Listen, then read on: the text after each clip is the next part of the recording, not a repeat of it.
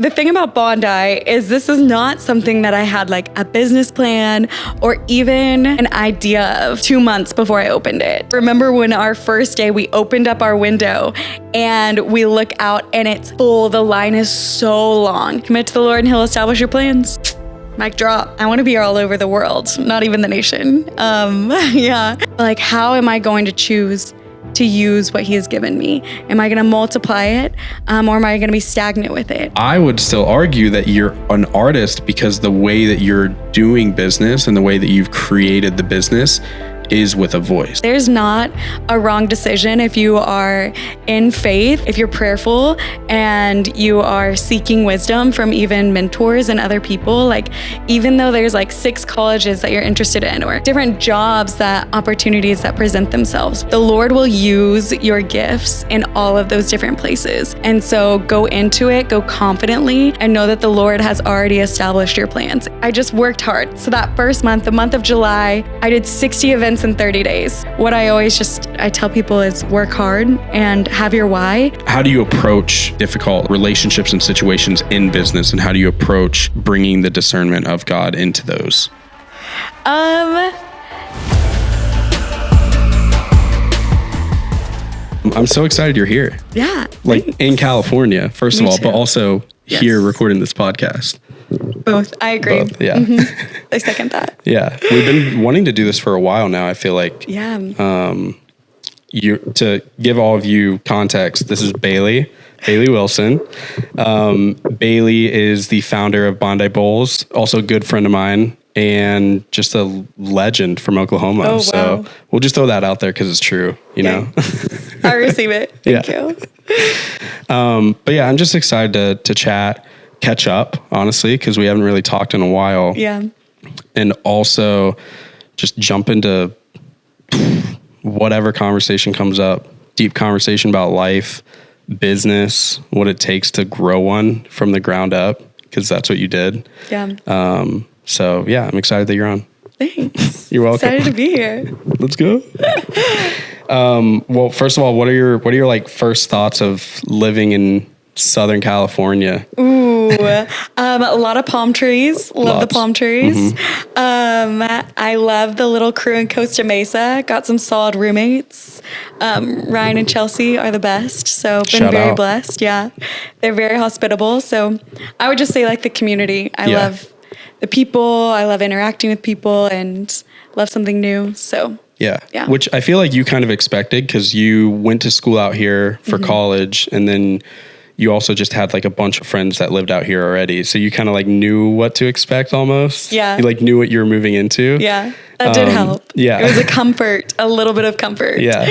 So For me, when I moved out in 2020, I was like not scared, but I was just like deathly afraid of the unknown, I guess. Yeah. Like, because I didn't think I would meet the incredible community that I met out here. Cause I was always told like LA is toxic. Like you shouldn't move out there. But yeah, it's just crazy how many I feel like amazing the people same out here. stereotype is in Oklahoma as well. Really? Of like, Yeah. oh, LA this, California this, and It's just a curriculum at this point.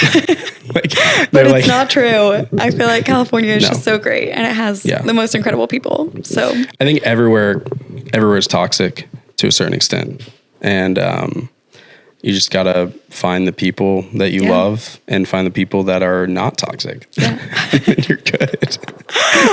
I like how you talked about like being uncomfortable though, because for me moving out, I did my undergrad in California, and when I moved then, I didn't know anyone, and kind of same thing. Okay, so you had the same feeling. Of like, I have to get uncomfortable in order to like find my people and learn more about myself and my independence. And so I'm kind of addicted to that, because then I moved to Australia after that. Which is a massive step. Yeah, big step. But again, it's like getting uncomfortable and getting into a space where you have to connect with people, and you choose to connect with people.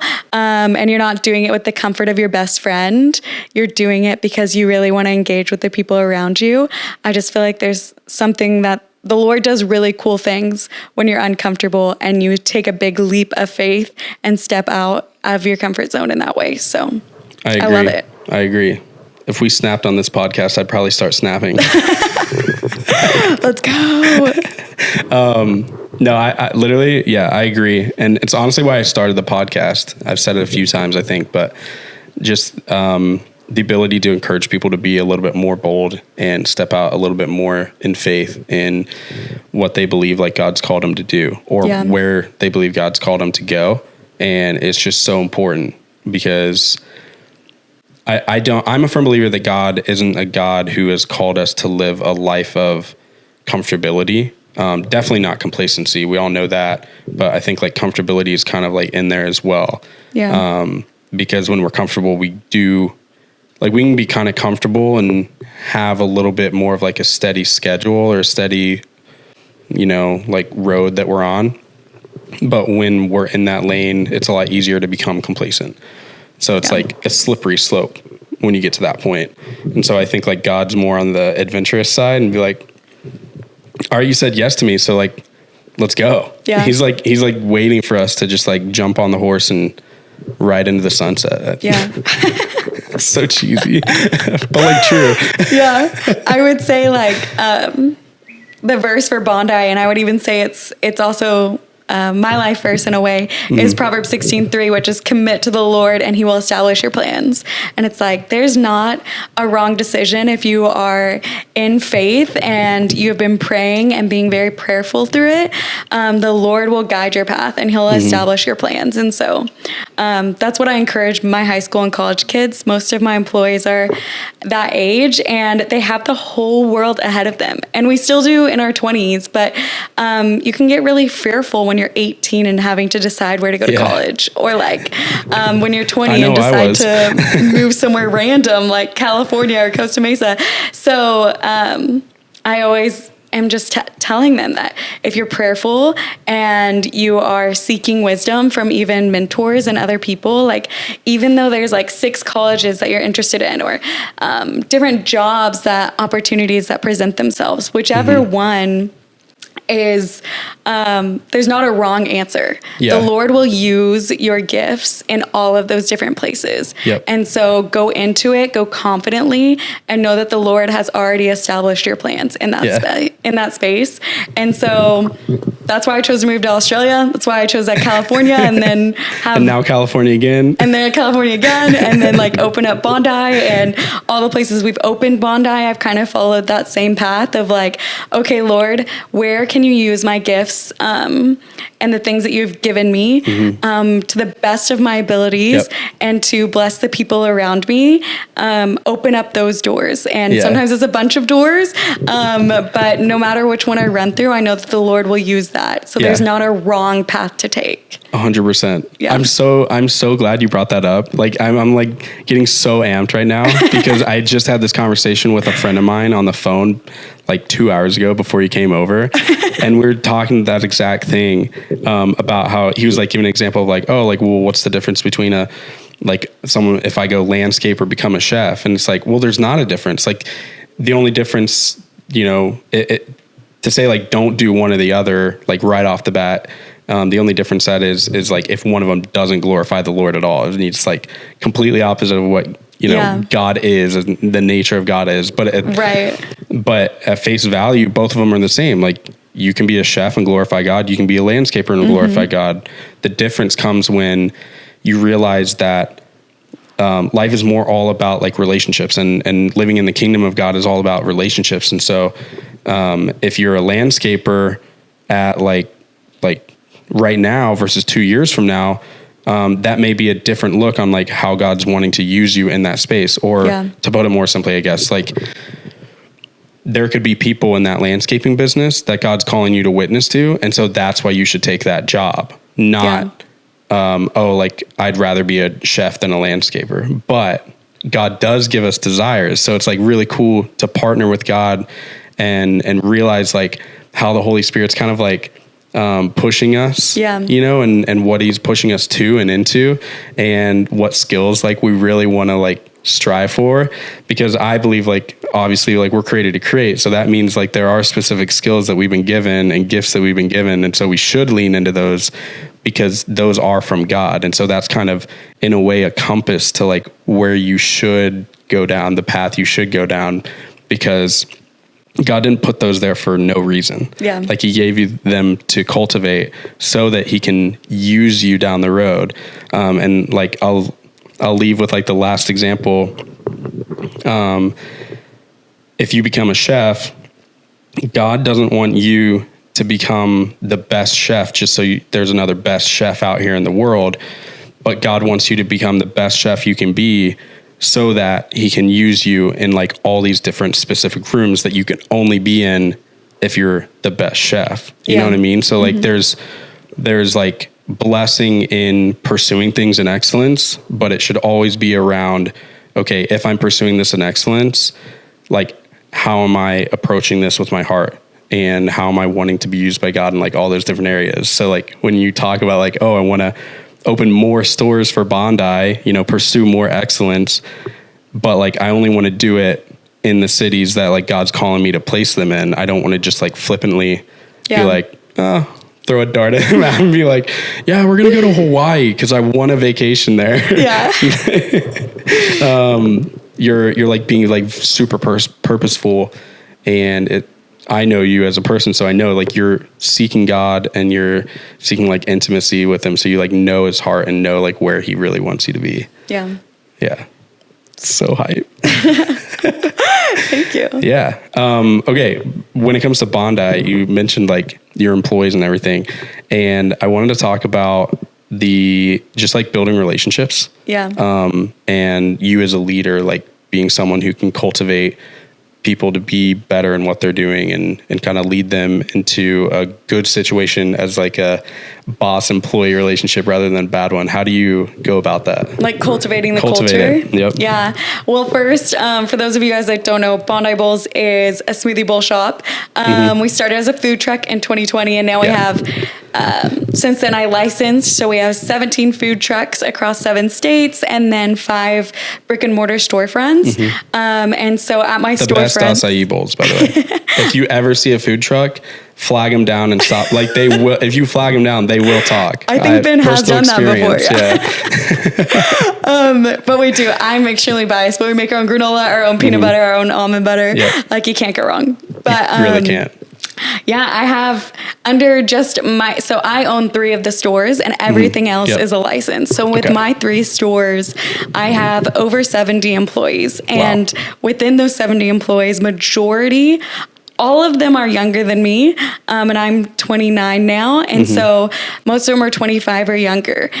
So getting to cultivate a culture and create a space for these high school and college kids is like such an important role that I take very seriously. So most of them, that's their first jobs. So I also want to instill in them work ethic, but I don't want them to think that's all work is showing up, clocking in, and completing the tasks. That is the most important part. That's why I pay them. But that isn't what Bondi is. Our mission statement is encouraging God-honoring conversation while creating community around healthy foods. It's really wordy, but that's because off the dome. We're very intentional. So encouraging God-honoring conversations, the way that I'm interacting with my employees, conversing with them, humbling myself by, I really want to model servant leadership. I use this example with my managers when I'm training them is when I lived in Australia, I lived there for about 2 years, and I worked at this cafe, and it was a super busy, really fun, beautiful cafe. And I was waitressing and hosting. I jumped all around, and it was so busy. And our managers, we always had 3 on deck. They're always in the manager box, just chatting. And we'd have these huge rushes at lunch, and they would just sit in their box and just chat. And I always thought, if I ever become a manager, if I ever get to that level, I will always come out for like 15, 20 minutes and give these people a break, go and bust the tables to just make it easier on my staff. And never got to a manager in that position because COVID hit, came home. And then I started Bondi. And one day I was working the store with my employees, and our food truck, the trash can in the front of Bondi, food truck Hey, don't be relating your food truck to a trash can out here. It is late. The trash can in the front of Bondi was so dirty. And so I was like, you guys need to take the trash out, but also we need to clean the trash can. So yes, on the checklist, it says to take the trash out. It might not say to clean the bin, but they need to start taking, I wanted to teach them to take initiative on things that are seen. Yeah. Because if no one else is going to do it except for yourself. And that's what you have to tell yourself at every job or everything that you're doing. And so, anyway, I had them take it out. I'm like, we need to clean the bin. And I end up taking the bin back and I start cleaning out. And I'm physically in the bin. It's a really big bin and I'm only 5 foot. So I'm physically Do you in have it. a photo of this? No, I wish. Could probably find it on the security cameras. And one of my guys walks back in and he's like, oh my gosh, this was his first job. He's in high school, junior, senior at the time. It's like, I have the coolest boss that she would get in the trash can and clean it so that I don't have to. That's so sick. And I was just like, in that moment, it dawned on me, like, that is me teaching them servant leadership. This man, he is going to change the world.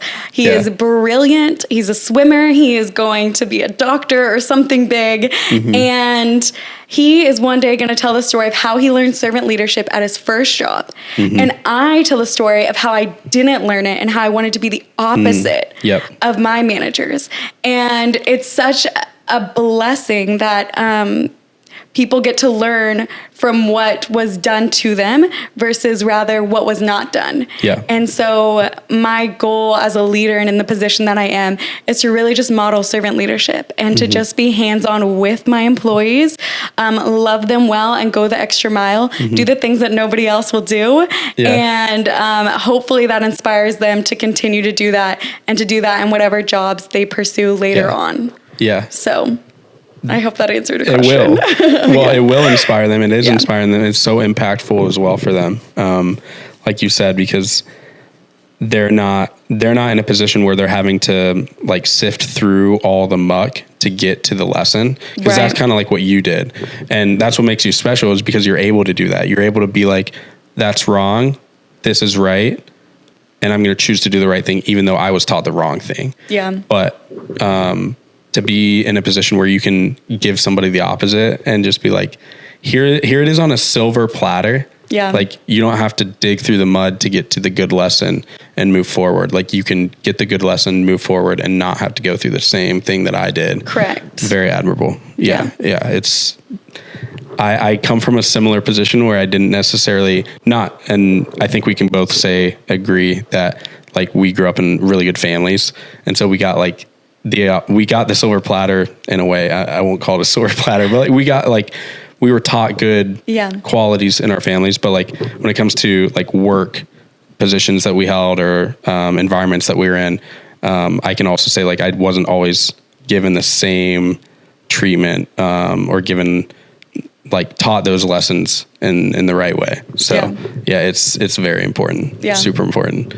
Do you ever see like what's like the large scale vision for Bondi? Like big dreams. Big dreams. I mean, I want to be all over the world, not even the nation. Yeah. Well, I mean, you got your inspiration from living in Australia. So I assume if nothing else, you want a store in Bondi Beach, right? I mean, that would be ideal. That would be so fun. It'll happen. I ask my lawyer almost probably 2 or 3 times a year, hey, when can I get, trademarks for this country or this for this? And he's like, slow down, Baylor. We're still taking over the U.S. And I'm like, okay, you're right. Okay. You just it's the overflow method. You just exactly. Slowly expand. I just always want to be 10 steps ahead, like Taylor Swift. I feel like she's always like 10 steps ahead. So... I mean, she's doing a 3-year world tour, right? That's pretty. I'd say that's more than 10 steps at this point of any other musician. But she's just so smart, and so I always want to be thinking ahead and being on top of it. But we are working on opening a space in Morocco, North Africa, for missions. Yeah. Okay. And so, definitely want to be all over the world, and be using the platform that the Lord has given me, being a good steward of it. Mm-hmm. And, just getting to not only impact the people and the communities here, but even communities, with completely different cultures. Like hopefully we radically change, the culture, the stereotype in Morocco, North Africa while we're there. I'm really excited to see how the Lord does amazing things in that space. But here in the US, we're opening more shops in Oklahoma and Texas. Probably not anymore in California in the time coming, but bummer. At least the one is relatively close. Yeah. It's like an hour or so, 45 minutes an hour, depending on traffic, Yeah.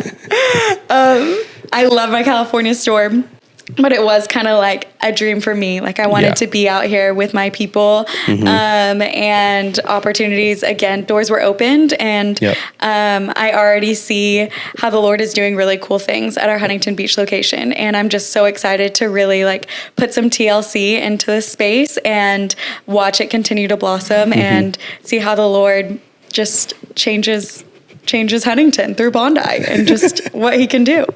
Can you explain TLC to the people that don't know? Tender love and care. People don't know that? Not many people know that. Like people not from the Midwest or South, I don't think know that. Yeah. It's not like That's shocking. Okay. Yeah. Well, I've been saying it a lot since I've been here in California. I'm like, I'll just give it some TLC. You're changing the culture. Nobody questions it, but they're probably very confused. Yeah, they're like, what did she just say? Okay, good to know. Yeah. But I think you should still just keep saying it. Okay. Yeah. And then when people ask, just like explain it. Yeah, for sure. Good to know. Changing the culture. Yeah. TLC. TLC, baby. One step at a time. You're in a perfect position though at Huntington Beach. You're like right by the pier too, right by the 101. The 101 at that point, or one. It's the one. It's the one. It's the one. It's the one and Fifth Street. So yeah. If you're at Huntington Beach, go stop by. Shameless plug. No shame in it, for sure. If you go, get the I'm gonna butcher it, but get the peanut butter granola bar balls. The power balls, they're so good. They're seriously the best power balls. Like I keep going to other coffee shops. People are like starting to make them. I know. And I keep like trying them, and none of them compare. Thank you. None of them it's that homemade granola and homemade peanut butter. It is. You just can't go wrong. It's the TLC. Yeah. Okay, while we're on business really quick, can you just kind of run through, you don't have to go into the whole entire story, but building a business from the ground up, talking about like the beginning stages, not just from a logistics standpoint and, becoming a founder and all of that, but from a personal standpoint, like growing a business, what did that take? Like personal energy, family energy, like and you want it to be quick? You want me to do this quickly? Relatively quickly. No, I got all night. No, yeah. Just what did it take? Okay. It's a lot. So the thing about Bondi is this is not something that I had like a business plan or even an idea of 2 months before I opened it. Yeah. So a little bit of backstory. I was living on Bondi Beach, Australia, loving it. COVID hit. My dad calls. He calls and he says, I found a tumor in my bladder. Doesn't look good. He's a ER doctor, and so doctors are the worst patients. And he had symptoms for a long time, so we got very, very nervous. I immediately fly home to be with him, and I land in Colorado, and I get a call eating my Chick-fil-A, and he's like, "Hey, we just had the emergency surgery. They tested the tumor. It's a non-invasive cancer, and I'm going to be okay. We're just going to have to do treatment." And I was so grateful. There was like this sigh of relief, but then there was also this like anger because now I'm in Oklahoma, in Colorado, but I'm back in the U.S. I can't get back to Australia. They've closed the borders because of COVID. And stupid. I'm angry. I'm angry at God. I'm angry that my dad's okay. And I get home and I'm just making him these smoothie bowls because of their health benefits. And I'm bored out of my mind. I'm applying for all these jobs. No one's hiring me or even talking to me. And so I'm spending all this time in the kitchen. I'm making the granola recipe, peanut butter, almond butter, experimenting with different wholesalers for the acai and pitaya. And my mom was on Facebook and she just saw all these food trucks popping up in neighborhoods. And she's like, why don't you get a food truck and serve the community and get out of the house? She was just as tired of me. Yeah. And I would say that this moment right here is where the entrepreneur in me really started to grow, because I don't know about y'all, but my mom has 1,000,001 ideas, and I typically say, no, Mom, that's a bad idea, like 1,000,000 times. And so this was just her like brain one is of constantly those. going. Your mom is a legend, by the way. She is a legend. Yeah. She's incredible. And all 1,000,000 ideas, 1,000,001 ideas are fantastic. Mm-hmm. I just like don't care to execute them. And so it's on me.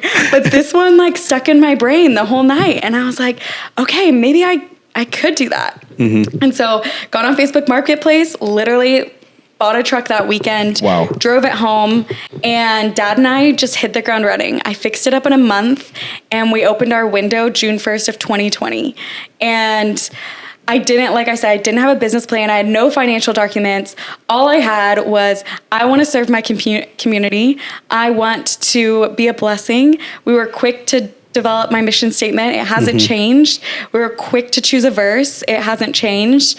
And that was our sole purpose. Our why, like Simon Sinek talks about, like our why was to bless the community, because these people changed my life from literally birth. I was so thankful for my upbringing in Oklahoma. And so now was an opportunity for me to get to serve them. Yeah. And I think for my family, it was also just something that got us passionate. So it was definitely a family affair. My sister was at the time in law school, and she was like my right hand in everything.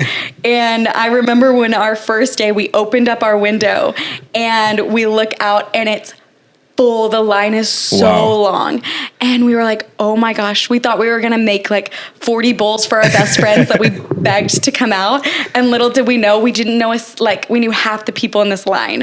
And we're like, oh my goodness. So I immediately sent my dad to the grocery store. Mom's taking orders out front by hand. We I can't even remember if we had a POS, like where we were taking card payments. Like even like Square or something? Yeah, I think it was, I might have had Square or Clover. And we're barely making things work. We're writing everything down, and she was just throwing paper in the back. My sister was in law school taking classes, so she had headphones on. We taped her phone on as the truck. She's working. And she's blending for me. I never knew that. Yes. What a legend, Logan. She's incredible. And it was just the whole family. Like, this isn't just my dream. It was something that, although I get to be the face of it, my family has been like the foundation. Yeah. And we had to adapt quickly. Like we were like, okay, my sister was blending by order. And we're like, we can't make this line by order. Yeah. So she starts bulk blending, and then we start putting them into all these different cups, and then we have cups of blends everywhere. And I mean, I'm trying to keep up with toppings, and we're taking the piece of paper my mom's throwing in the window and taping it to the table. And then, so we're like, oh my gosh, what do we do? So then we bought this little track to put the paper in so we didn't have to tape them, because I recruited my cousins at this point, and one of them was literally cutting pieces of tape so that we could tape the tickets.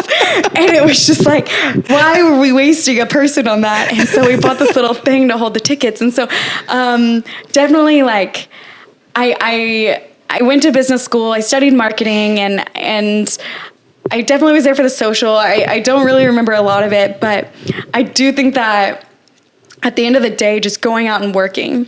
And that's what I've learned of like being an entrepreneur. And that's what I tell my employees, and I tell anyone that asks, like, how did you do this? Or how did you get there? And it's just like hard work. Yep. I started from the bottom. Yeah. I was the one topping and blending and taking orders. And there were events where I did it all by myself. Yeah. There was an event I did where I did 100 bowls in an hour by myself. I was taking their orders. You were flying. I'm pretty proud of myself. Like, that's my record. Quick math. How many a minute? My record with two other people is 160 bowls in an hour. And guys, what? Quick math. Yeah. That's at least 2 bowls a minute. Yes. No more. It's and way more than 2 bowls. We're blending these things fresh. We're not like... That's almost 3 bowls a minute, guys. We're not just like taking the sorbet. We're intentional with our product, so it has no refined sugar, no preservatives. We're blending straight acai with other fruits, and so like we're very intentional about everything. And so the fact that we can move so quickly, but yet send out high quality product is something that I take a lot of pride in. Yeah. But yeah, you should. I just worked hard. So that first month, the month of July, I did 60 events in 30 days. And I worked every single event. I drove the truck 45 minutes, hours to these bookings. I'd wake up super early. I'd go to bed super late. I was the only one that did the dishes because I couldn't have my employees drive all the way to my house to do dishes with me at my parents' house. Like, that's just not how it was going to work. And so I do think that the Lord blessed Bondi because I was willing to put in the work in a lot of ways. And so what I tell people is work hard and have your why and remember your why. And my why is the people that I'm serving, and the people that I'm working alongside. And so that's what, I don't know if that fully answered all of your tidbits, but hopefully. I won't wrap it up, but I'll add a little bit of insight from where I was sitting. That hopefully like answers the question or like brings it to the surface. What I caught mostly was the fact that, like you said, like you worked hard, you just started doing.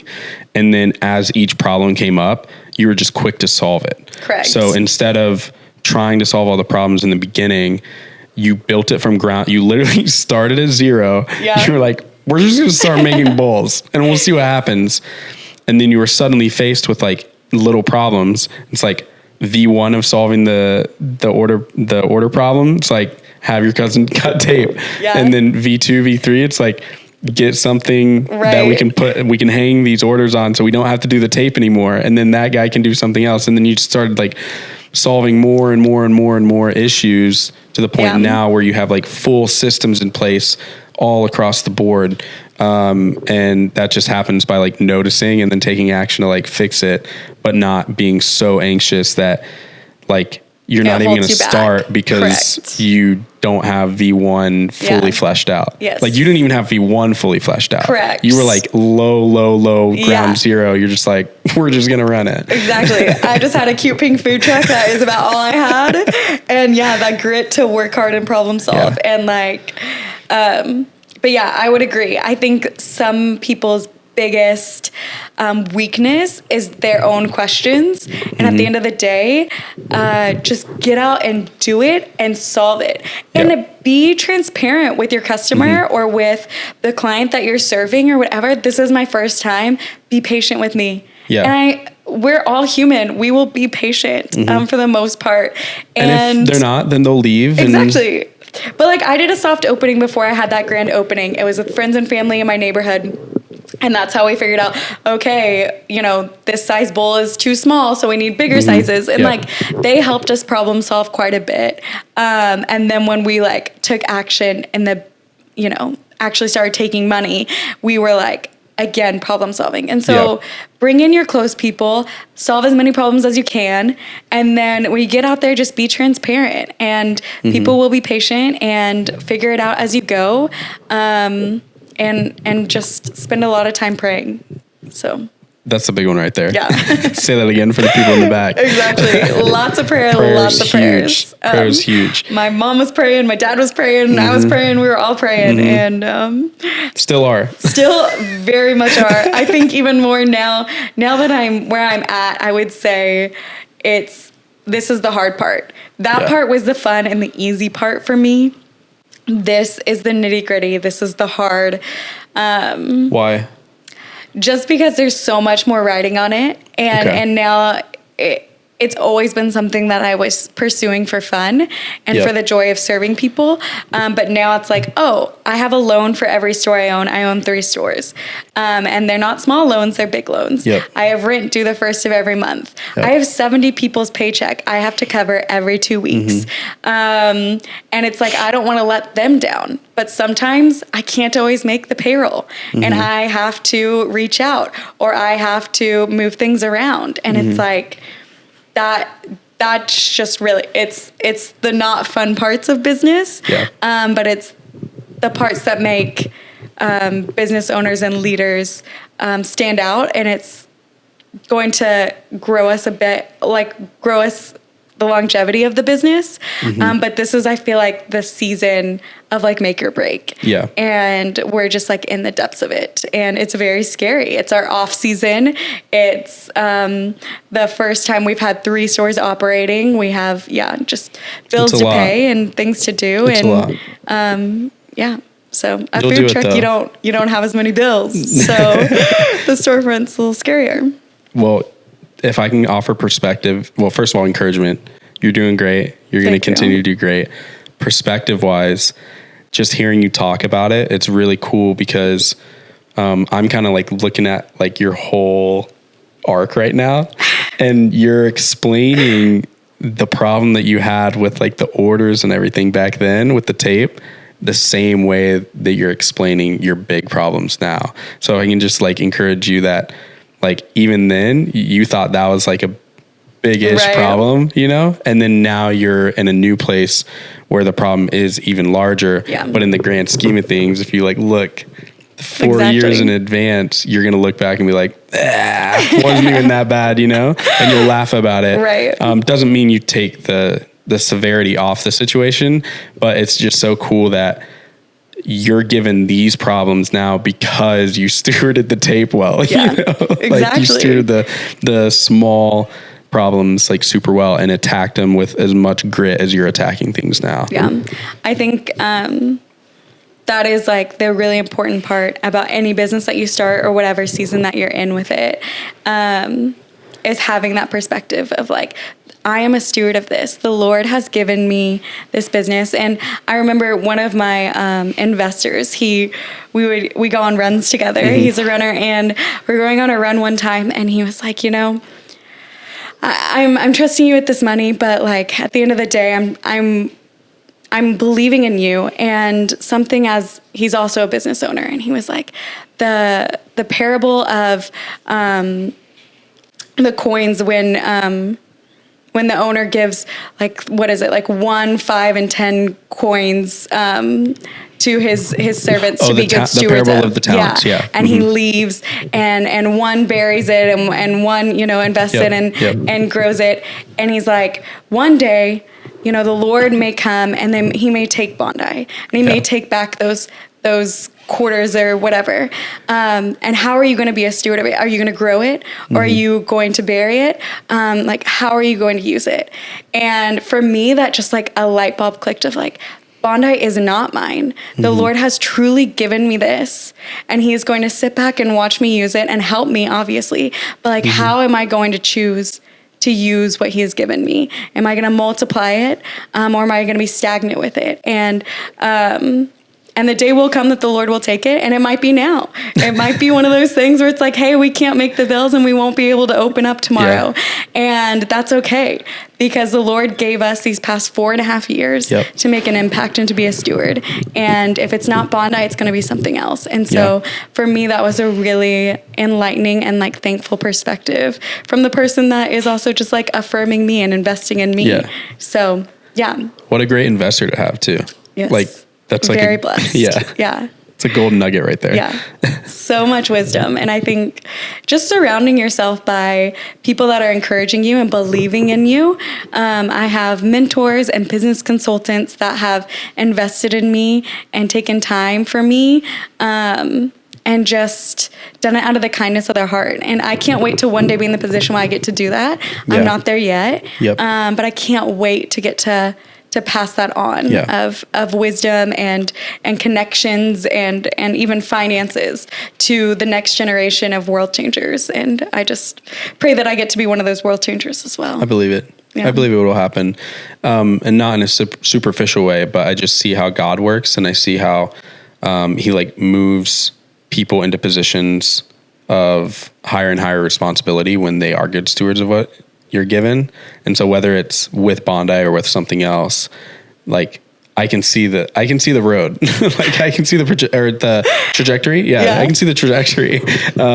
Because you are that person. You are someone who takes that very, very seriously. It's not something that you're like just hopping on a podcast to say, which is why I wanted to have you on, because you're someone who like lives this out daily, like in and out. Every single conversation you have, every person that you come in contact with. I've only known you 4 years, so I can't speak to the other, but in the 4 years now, no, you truly do. Like you're someone who's just constantly caring, and your family is too. So it makes perfect sense that you are.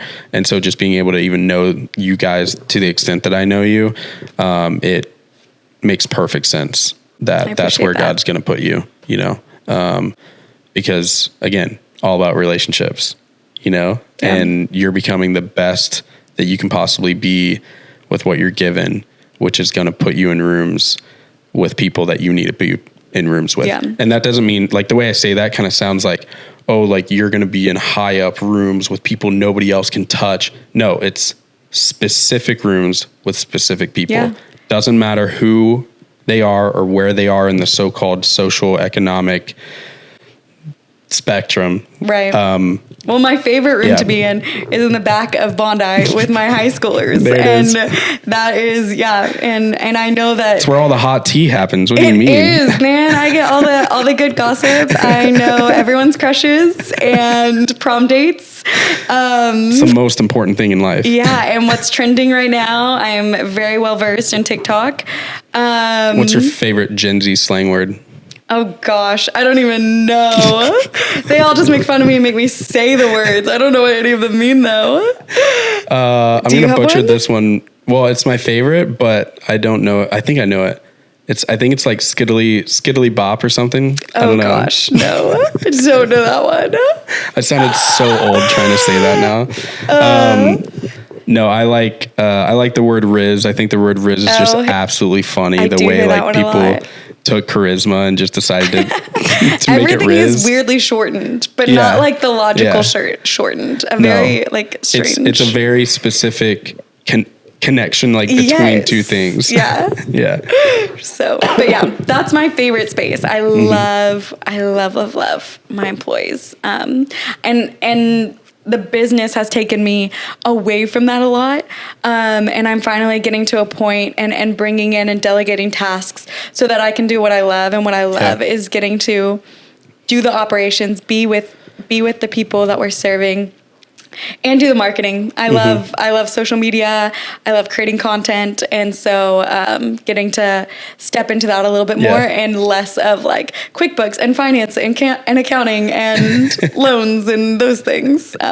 Or even some of those rooms that are bigger rooms. So. No, it's cool. I've worked with you on the marketing a little bit too. So it's been cool to see you do your thing. Yeah. You mentioned wisdom. You mentioned wanting to get to that place where you can be someone that's providing wisdom, providing like insight and like giving to others in that way. From where you're standing, like how do you gain wisdom? Not only just wisdom in business, but wisdom from God. Like how do you position yourself to receive that and gain it and ask for it? Yeah. I ask for it every single day. My big prayer is, Lord, give me wisdom, give me discernment, give me joy to get through today, and daily devotion. If I don't have time for my devotional that I spend a lot of time in, I always do. Greg Laurie has a email devotional that goes out every single day, and it is so good. And so I always do that, and it's just a great way to start my day. And I always try to go on a run as well. So to just spend time in prayer and worship music and really just beg the Lord to lead my steps. And that's where the Holy Spirit comes in.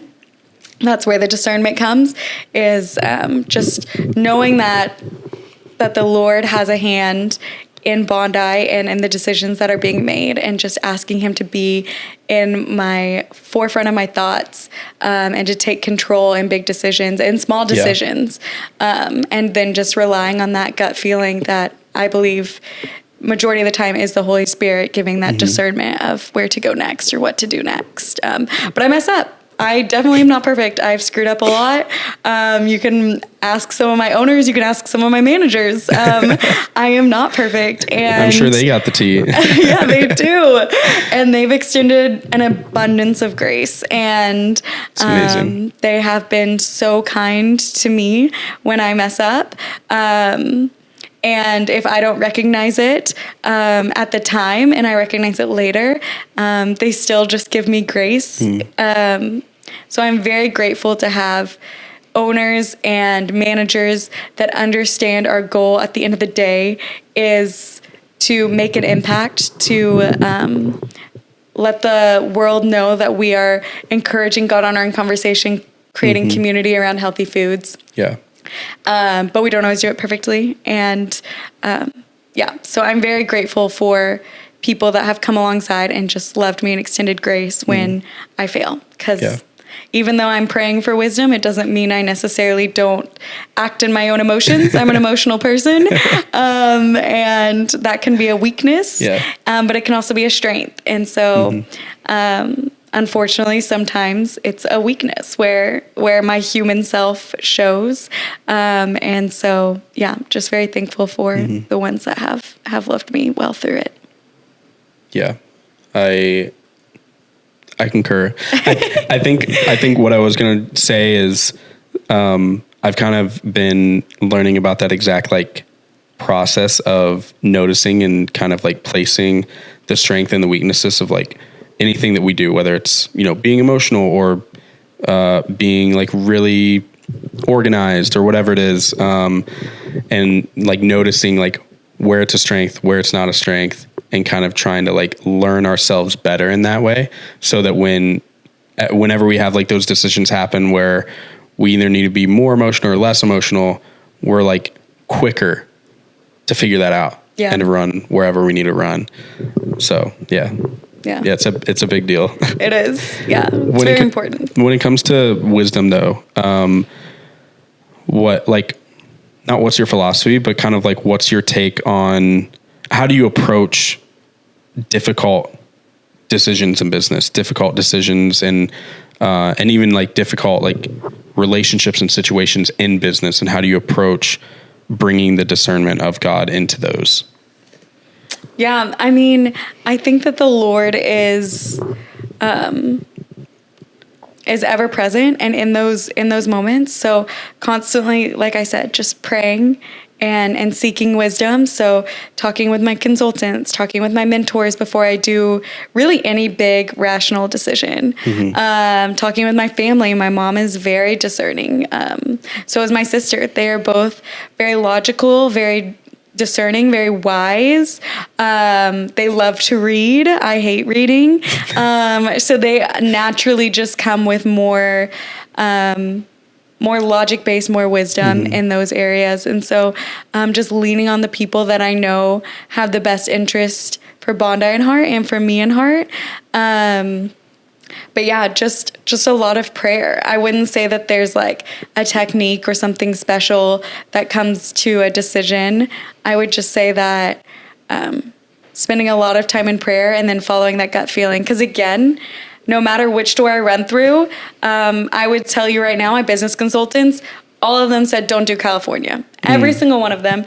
And I talked to my family and even just myself of like, okay, but I really feel like there's a goal and there's a mission here. And with me going to APU, with me having the connections that I have in the area, like I do believe that this is a good decision. So I did go against what my consultants and mentors in the business world, because for them, they were looking at, okay, but your rent's, because my rent is double what it is in Oklahoma. My payroll is double what it is in Oklahoma. And you know what? My sales are a third of what it is in Oklahoma right now. And so, yes, it is hard, but I truly can already feel that there's being an impact being made through Bondi. Just the people that we interact with, we already have regulars in place. And I'm excited to see where the Lord continues to take it. But it is going to be a harder journey than opening a store in Edmond in my hometown, where we have just rent massive is cheap. support. Payroll's cheaper, and we're able to meet that demand easier. So, it's kind of cool how you can even see like the ebbs and flows in the business though, like even in a position where you feel like led to on a deeper missional level to start a store in California, and right now it's not doing as well, to then see like, okay, but on the other side of the business, on the other side of like the teeter totter, like we do have a thriving store in like Edmond that's doing amazing, in Oklahoma that's doing amazing. Yeah. And so it's cool to see like God take care of things still, even though if you were to like look at things microscopically, you'd be like, that's a failing store. Right. But at the same time, you feel called to do it in the long run. It's a very strategically placed store. Even the way that you came about like getting that spot is just very kingdom-minded, strategic, and had the Lord's hand like all over it. So it's just so cool to see God just still take care of your business on like all fronts. Yeah. I know the Lord has big plans for California, and I think that honestly I needed to go through these trenches as well, because Oklahoma does do well, Texas does well, and so having these first 2 months where it's like, oh, this is harder than I thought it was gonna be. For me, it's made me like really put my heels down. Okay, we need to go hard on marketing. We've kind of like been lackadaisical on marketing. We need to go hard on being strategic. Are our cost of goods the cheapest that they can be? No. We need to be combating these prices. We need to look at other wholesalers. We need to find better pricing. And because of that, this past 2 months, we have found ways to save so much money, which like was just money going out the door at these other locations, because to me, I didn't notice it because it was doing well. So my focus was in different places. And so I do know that the Lord will bless this location. And I'm very confident in that. But yeah, I think it made me really dive into why did I start this business, and also how can I continue to make my business the best it can be. So it's been good for me. But definitely scary. I think that's how we should live, is have a little bit of fear.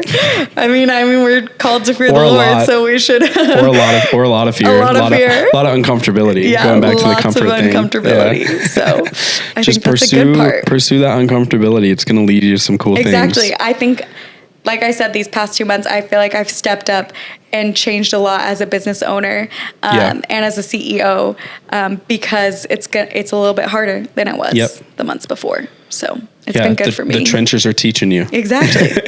I can't wait to be on the mountaintop. I'm praying for a mountaintop soon, but I'm grateful for these trenches, and I know I'm gonna learn a lot and grow a lot. So you're doing it. Thank you. I had an interesting question, like written down, because like as a business owner and just in general, but like when it comes to like the things that you're trying to do, and when it comes to the goals that you're trying to reach, there's obviously not only just business hurdles that you have to jump through, but also like relational hurdles that you have to jump through. How do you attack conflict and conflict resolution and like working through those things that come up usually? Like, how do you pursue healing rather than division, for example? I would say that my emotional side makes that hard, because I want to react emotionally, which is not always like the most healing of the two. And so I do think that I've learned a lot in that as well. We schedule exit interviews with all of our staff members, and one of them was like, hey, a situation occurred where they were in the wrong. They had done something that did result in having to have an exit interview.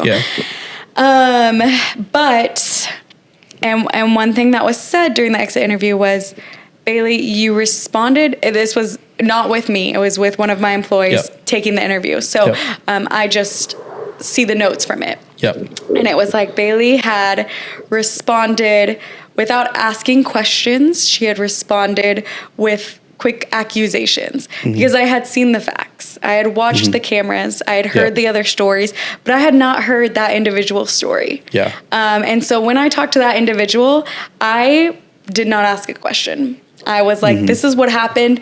This is what happened.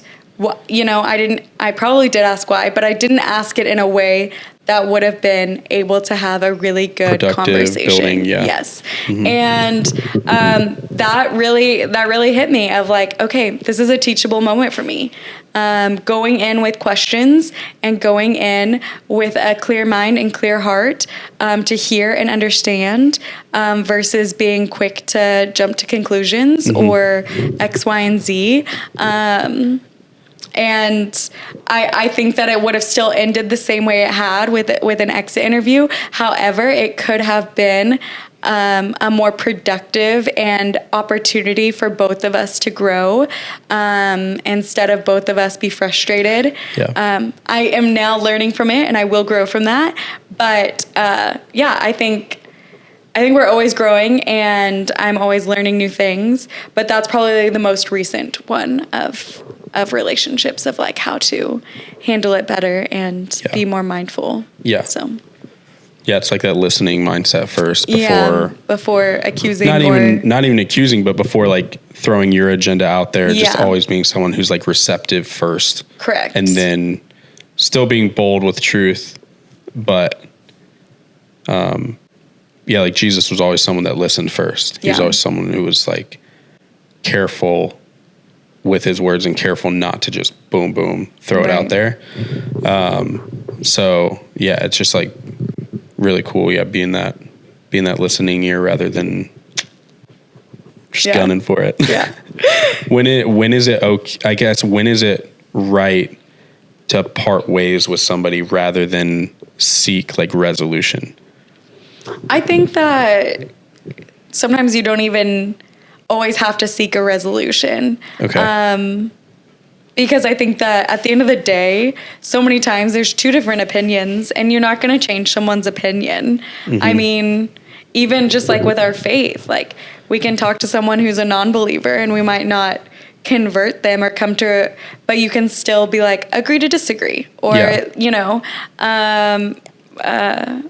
so I don't think that you have to necessarily like convert their way of thinking. So for the situation that I had just brought up earlier as my example, I think it could have been handled better so it wasn't so heated for either of us and be so emotional, but I think the outcome would have still been the same. Like it wouldn't have been like hey, you're still fit for this role. We both knew that that individual was not fit for that role. Yeah.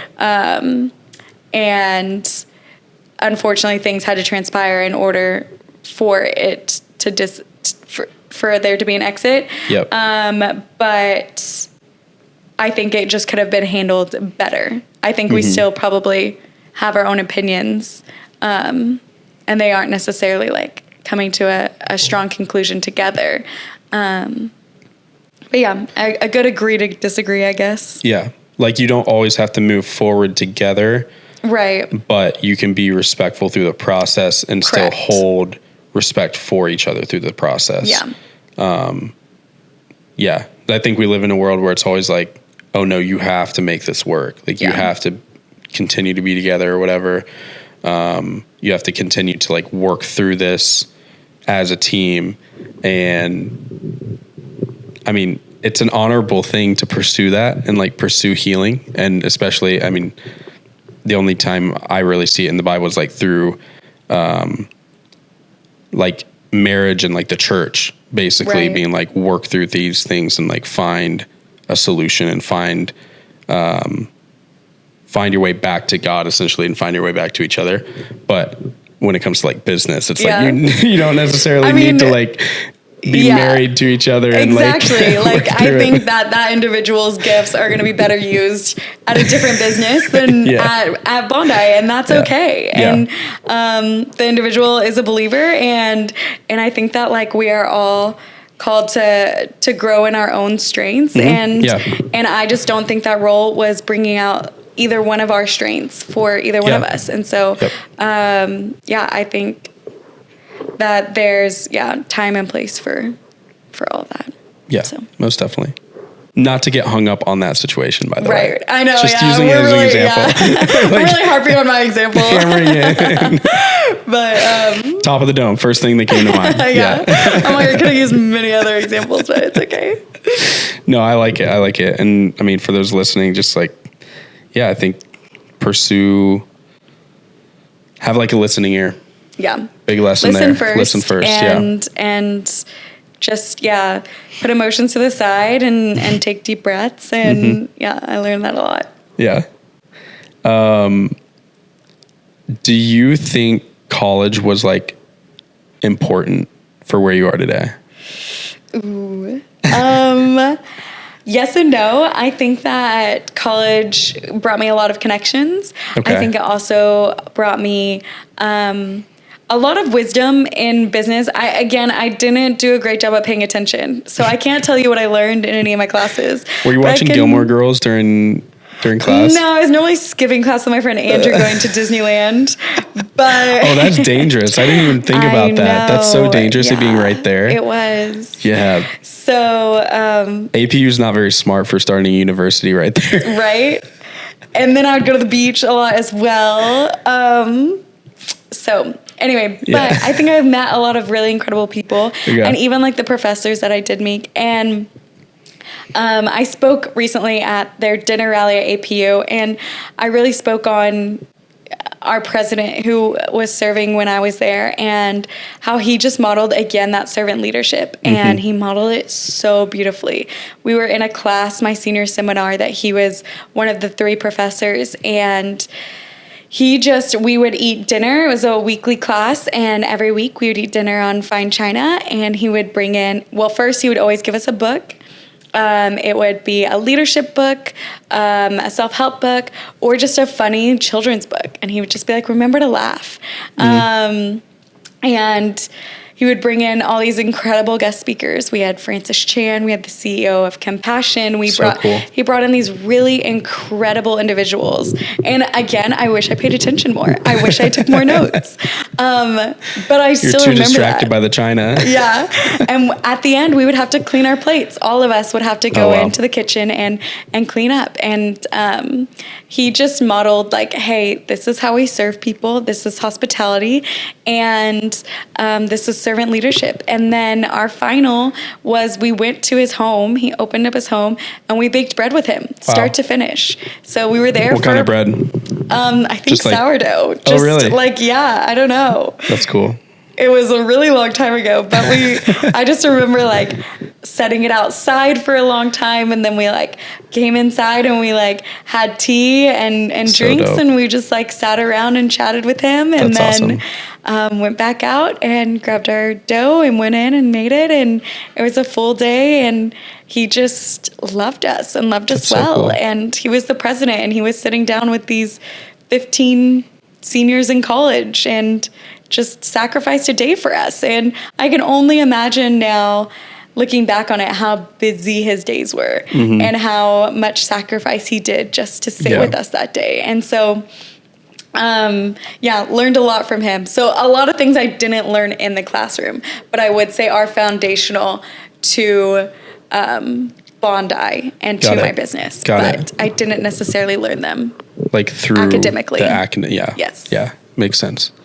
Yeah. It's always like so interesting, hearing people talk about like their, experience in college, like if they went to college, and it always comes down to like the people and the professors that they had rather than the education that they necessarily received. It was for me too, like I always remember certain professors that I had that, and I'm a dropout, so I didn't even finish college, but for the 2 years that I was there, having professors that were just pushing me to think about the world bigger and to think about even things that we were learning bigger and critically, rather than black and white, this is this, this is that. Yeah. No questions asked. I remember the teachers that chose to like dig deep and attack the what ifs and what if nots, and attack like all the little tangents off of, everything that we were learning. Because that's what I learned, was how to do that better. Yeah. Because in reality, nothing is black and white. So you have to do that with everything. Right. And my mom also did 1 or 2 years of college, and I would say she was so successful in business, and she even started a nonprofit. She owned 2 Subways. The restaurant, not the train. The restaurant, not the train. I was going to say, I don't think they have Subways in Oklahoma. No, she owned Subway, the restaurant. They have Cowboys. $5 footlongs. So we do have Cowboys. I just had to mention it, by the way, because you were on the pod. I was like, Cowboys live rodeo at a bar. Where else do you get that? You do not get that in California. No. I'm telling you right now. This place in Cowboys that he's referring to is literally a country bar. Has the best line dancing and 2-stepping. It's the best time. But it also has every Friday and Saturday night. It has live bull riding. It has a mechanical bull that we all participate in, but literally real life Cowboys bull riding. Doing their thing. Dirt in your face. It's crazy. It's a good time. It is so fun. It's the best bar I've ever been to in my entire life. Right? In Oklahoma. Imagine a Cowboys in the middle of downtown LA or in the middle of Santa Monica. You just have a rodeo going. It would never happen. It would never happen, but if it did, dream. It would be. That's what you should do after Bondi. Crazy. I should. You should You should go to Cowboys and be like, let's franchise this. Yeah, my next business would be the Grounds of Alexandria in Australia, which is a cafe I worked at. Bringing that to the U.S. So if anyone's listening and is like, that's a great idea, I'll tag team with you. I think we could make that happen. You heard it. I'm very passionate. It's not going to be me, unfortunately. That's okay. But I support that fully. Thank you. Thank you. I still need to go to Australia, by the way. I still haven't. Yeah, it's the best. Next year. There you go. Gonna happen. I'll come. I'm always down for an Aussie trip. Let's do it. All right. I'm game. I have a bunch of friends there. Really? Yeah. I just haven't been yet. I went all the way to Bali and I didn't go down to Australia. That's crazy. I know it's crazy talk, but yeah, it's all right. I'm just saving it for you'll take me there. Exactly. Okay. Perfect. I'll show you around. Yeah. Perfect. I love it. I don't know where we went after I can't remember as well. Cowboys. I think I was talking about my mom, and it's not important. No, I interrupted your mom with Cowboys. I'm sorry. I'm sorry. I was just talking about how you don't need a college degree in order to be successful. Yeah. She owned 2 Subways and opened up a closed closet food pantry nonprofit. Legend. And literally. So legend. Do you that ever? was the end of my tangent. Do you ever wish you had stayed in Australia? No, because again, I think the Lord puts us in the right place. Yeah. And I would have never come home from Australia if someone in my family was not sick or something had happened. Mm-hmm. I think I would have come home if my sister had a baby, probably. Yep. Which she just did. She has a little 2-month-old. So adorable. Little Wesley. So much hair. So much hair. Crazy boy. But I think that was the only way I was leaving. And I think that the Lord knew that. And that's what got me home. And I don't think that the Lord would have let all of that transpire, for any other, I know that the Lord brought me home for a reason, and I'm not going to say I wish I was still there. Yeah. I miss it. I love it. Yeah. But, this is where I'm supposed to be. 100%. Yeah. Would you ever move back? I would love to if that door opens. I think it'd be so fun. I still have 8 months on my visa, and so I'm like, oh wow, I want to use it. Wait, how many years was it for? So very confusing. I was on a student visa first for 6 months, and then I was on a working holiday. Okay. And in order to renew for a second year, you have to do 3 months of farm work in northern Australia. But the little asterisk is niche. That only Americans and Canadians can do hospitality work, but still has to be in a rural area. So I moved up to Cairns, Australia, and I stayed in a shared home, and all of my roommates were Europeans, and so they were all having to do farm work, and they would get picked up super early in the morning, get bussed out to the farm, and they would work grueling hours on the farm, and it is so hot in Cairns. Oh, I bet. And then I had my own little Prius, an old taxi, and I worked as a wedding event coordinator at a resort on the Great Barrier Reef. And so I walked out in... Not hard at all. Nope. I had to wear a black dress and black heels and had to have hair and makeup done. And so I would walk out making my toast while they were throwing on their work boots. And so anyway. Such a tough life. Yeah. Anyway, all that to say, I ended up doing 6 months up there because the wedding and event place... That was kind of just like the deal we had made. Yep. And so I did my 6 months there. And so then I could renew for 2 more years because you have to do 3 years for 3 months for year 2 and then 3 months for year 3. Okay. So I had done all of my working holidays. So actually I feel like I have a year and a half left because I did like 9 months in Sydney, 6 months in Cairns, and then had moved back, and then my 6 months on my on my student. Okay, so once you go back into the country, it kind of starts again. I think I still have a year and a half actually. So it's a lot of time. It is a lot of time. Never know. Yep, we'll see. But that's good to know, though. It's good to know. Yeah, so now you know a little bit about the visas. Yeah, if I want to get a visa in Australia, I'm just going to go work at the Great Barrier Reef. That's what I'm going to do. That's what you should do. Yeah. That's actually the best job, to be like, if I didn't get Give major me the contact. seasick, let me know the contact. I'll let you know. Okay. When I do that, I'm going to reach out to you for that contact so I can get that. I know everything about visas. I'm going to do that. I'm going to do that like after I have kids and everything. I'm going to do that when I'm like 50, 60 years old. I'm just like, honestly, you know what, babe, let's just go to Australia. That's the way to do it. That would be so fun. Future wife. That's what we're doing. Just know it. I'm done. We had like such a good conversation. Go. Yeah. I Not think too many weird tangents or weird stories from me. No, I kept my ADHD intact. Like, yeah, my Celsius really hit, so I really did verbally process a lot with the audience. I apologize. No, totally fine. I'll just ask you one last question because I asked this of pretty much everybody I have on. Okay. Well, first of all, do you consider yourself to be creative? Yes. Yeah, I would say that I have a creative brain in most ways, yeah. Yeah, I agree. Yeah. Second, what does it mean to you to be a creative or to be creative? Yeah, I would philosophically speaking. I would say to be creative.